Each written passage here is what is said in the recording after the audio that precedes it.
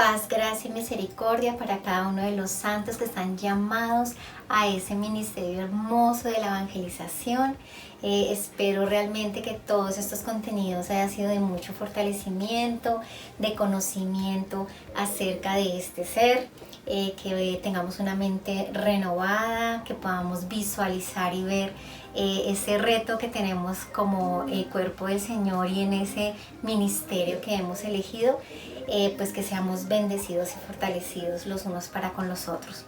En continuación a la parte de la idealización, quedamos en un tema bastante importante y es esa perfección que yo quiero transmitirles a ustedes de acuerdo pues a lo que mi Padre Celestial me ha regalado. Vamos a abordar un tema maravilloso y en eso hemos estado indagando y profundizando más acerca del ser. Así como una persona quiere de pronto aprender un instrumento musical, entonces lo primero que nosotros vemos en las clases cuando empezamos a querer tocar un instrumento y ser excelentes en ese instrumento, pues los primeros pasitos es conocer ese instrumento de qué está compuesto.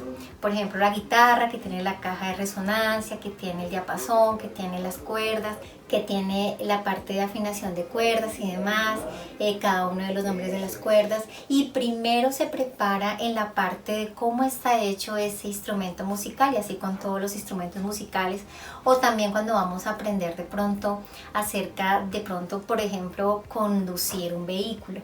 Entonces lo primero que nos enseñan es ese vehículo, cómo está compuesto, cuáles son sus partes, para nosotros poder conducirlo bien, ¿verdad? Y asimismo, pues si queremos de pronto en algún momento repararlo, pues también nos dan unas clases acerca de mecánica. Entonces, en esa misma metodología, pienso yo que es importante que nosotros como evangelistas conozcamos cómo somos. Yo sé que ya tenemos todos un conocimiento y hoy quiero basarme en esa perfección del Señor y cómo nos ve, pero tenemos que empezar por el principio. Este ser, cómo está compuesto, conocerlo, por qué actúa de cierta forma u otra, por qué hay patrones, por qué hay hábitos en el hombre, de dónde vienen, y nosotros como evangelistas debemos estar muy bien preparados en la parte psicológica para poder empezar a trabajar esa alma y entender de dónde vienen todas esas cosas que vienen llevando de pronto década tras década y generación tras generación, y va cargándonos a este punto en donde se encuentra esa alma a la cual estamos conociendo. Obviamente que eso nos va a ayudar primeramente para conocernos a nosotros mismos, ¿verdad? Pero también es importante que en la medida en que nosotros conocemos nuestro instrumento, que es único y da una melodía, ¿cierto?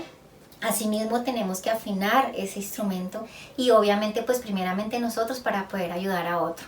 Entonces yo quiero que vayamos entonces desde el principio. ¿Qué nos decía, qué nos dijo el Señor Jehová y que fue enviado el santo varón Moisés?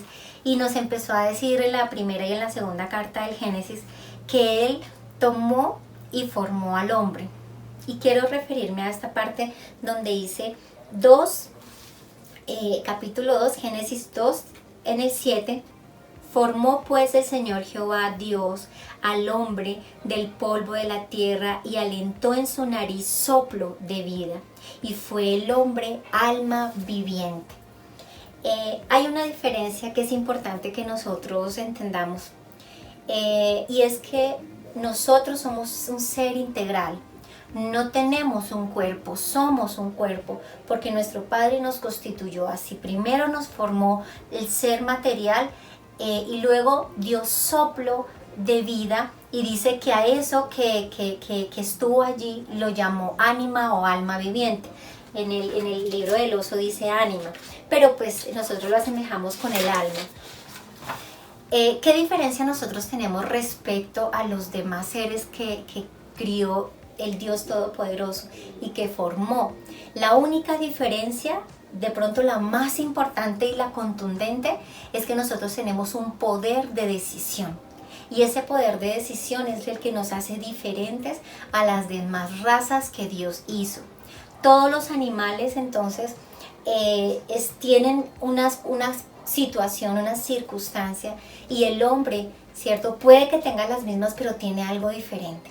Entonces yo quiero entrar a hacer una gran diferencia.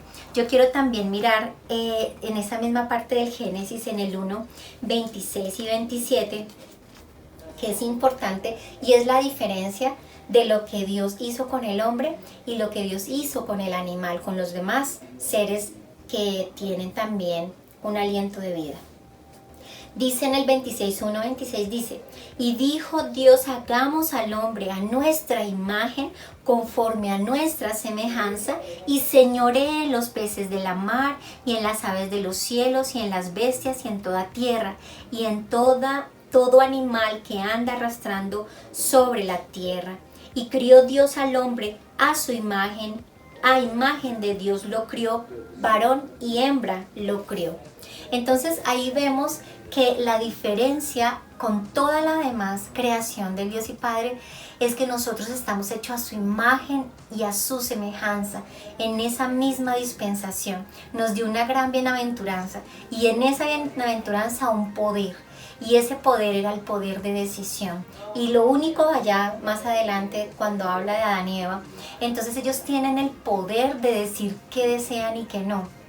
Y Dios fue muy específico que en el árbol de la ciencia del bien y del mal no tocaran. Pero el hombre podía decidir, tanto así que pudo desobedecer. Entonces yo quiero mirar cuáles son las diferencias entonces que tiene el animal y tiene el hombre. Entonces, por un lado, el animal no discierne, en cambio que el hombre ni discrimina. El animal puede comerse un alce, de pronto un tigre, pensando, puede comerse un animal muy joven, o una que es cabeza de familia, ¿cierto?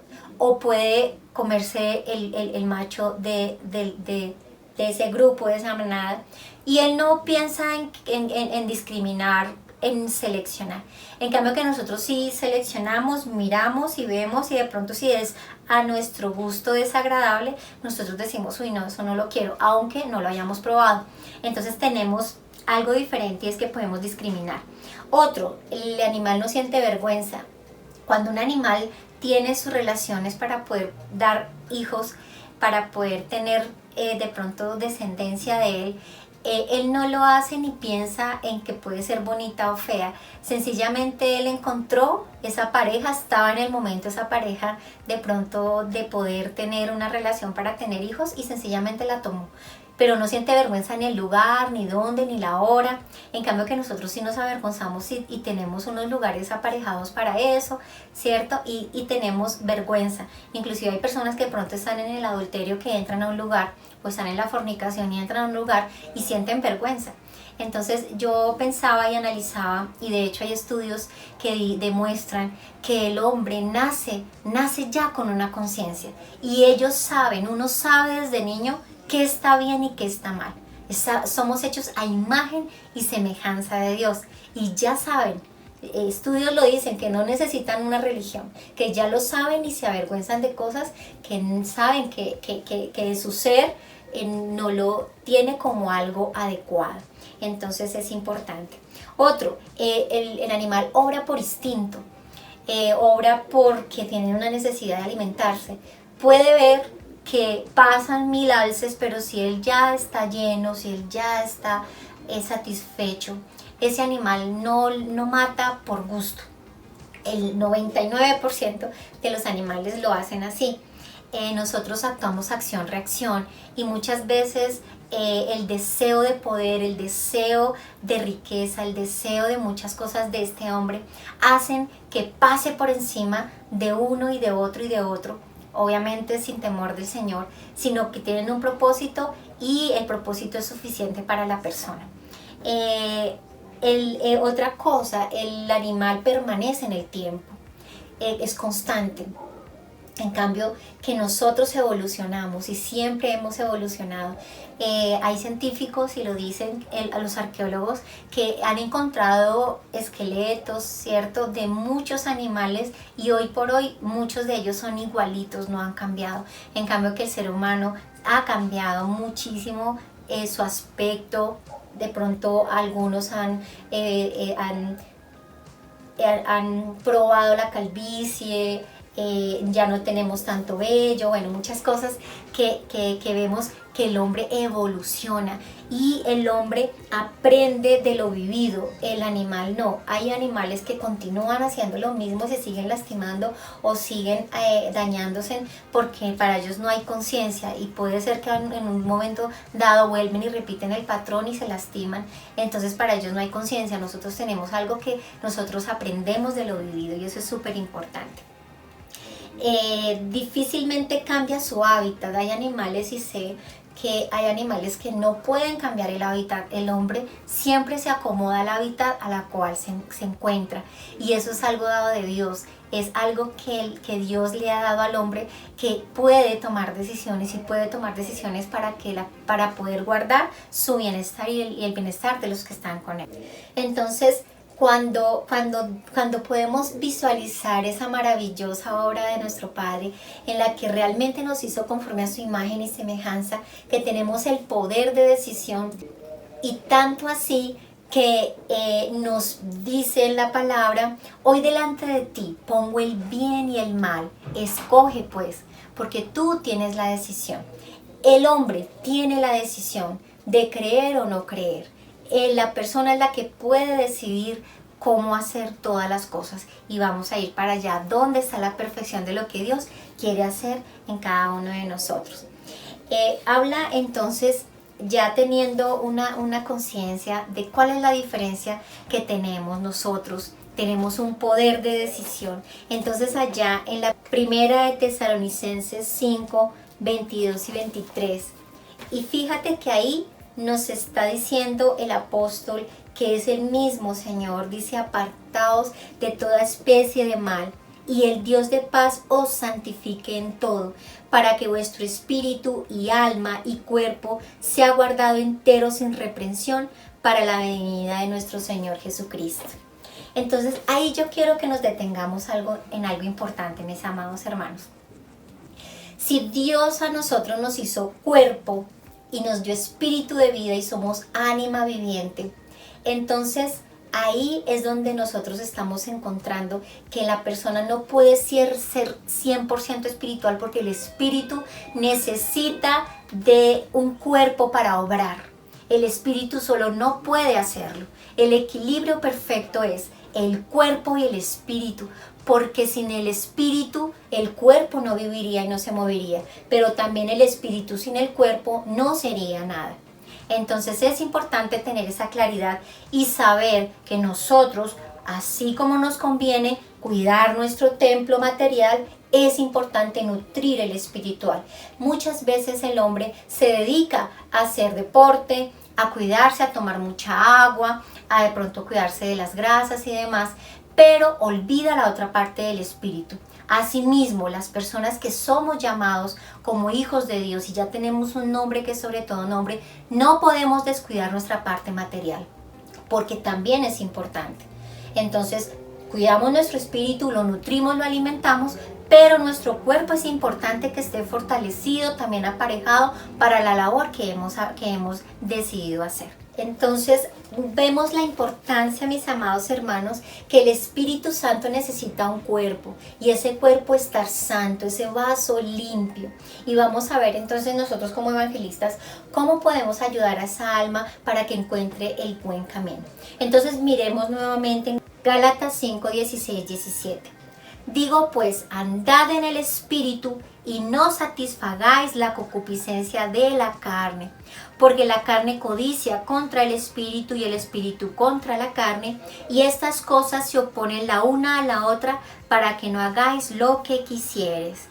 Entonces, las obras son de la carne y el Espíritu es la perfección para poder equilibrar ese ser que es el cuerpo. Entonces vamos a mirar. Entonces, para que yo llegue a hacer una obra, para que yo llegue hasta ese punto de actuar y de mirar todas esas obras que dice el apóstol Pablo allí en Gálatas, es necesario que antes de llegar a esa obra haya habido algo. Y ahí es donde nosotros entramos y ahí es donde entra la perfección de Dios. Cuando ya la persona obra, ya está el pecado presente. Entonces nosotros tenemos que ser preventivos e ir antes de esa obra para poder lograr esa salvación perfecta. No estamos diciendo que no vayamos de pronto a cometer errores, pero si estamos muy nutridos en el Espíritu, antes de llegar a la obra que habla el apóstol Pablo, debemos trabajar. Y ahí es donde nosotros vamos a entrar como evangelistas. Entonces, antes de la obra hay una emoción que ejecuta y efectúa el pensamiento. Ahí, mis amados hermanos, es donde está la perfección. La emoción está presente en el cuerpo y eso no lo podemos cambiar porque es inherente a nosotros.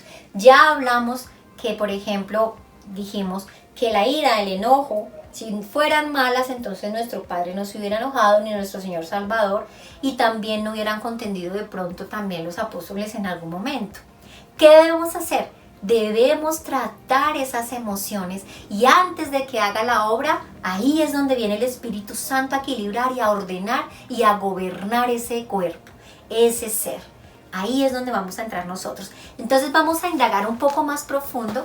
¿Qué nos habla el apóstol Santiago en la primera carta, en el primer capítulo 12-16? Entonces vamos a leer detenidamente lo que nos dice el apóstol Santiago respecto a eso y complementa muy bien lo que nos habla el apóstol Pablo. Y dice: bienaventurado el varón que sufre la tentación, porque cuando fuere probado recibirá la corona de vida que Dios ha prometido a los que le aman. Oigamos bien esta parte, mis amados. Cuando alguno es tentado, no diga que es tentado de Dios, porque Dios no puede ser tentado de los malos, ni Él tienta a alguno, sino que cada uno es tentado cuando de su propia concupiscencia es atraído y cebado. Y la concupiscencia, después que ha concebido, para el pecado, y el pecado, siendo cumplido, engendra muerte. Amados hermanos míos, no erréis. Entonces aquí nos damos cuenta, mis amados hermanos, que ahí la tentación ya está inherente a mí. Nuestro Padre no nos tienta, sencillamente nosotros y cada una de las personas a las que tú le hablas ha tenido una niñez, ha tenido una adolescencia, ha tenido una madurez y durante todo ese proceso él ha sido formado bien o mal por su familia, por las personas que están a su alrededor, sus amigos, sus compañeros de universidad, inclusive su mismo compañero o compañera de vida, su esposo, su esposa, su compañero permanente.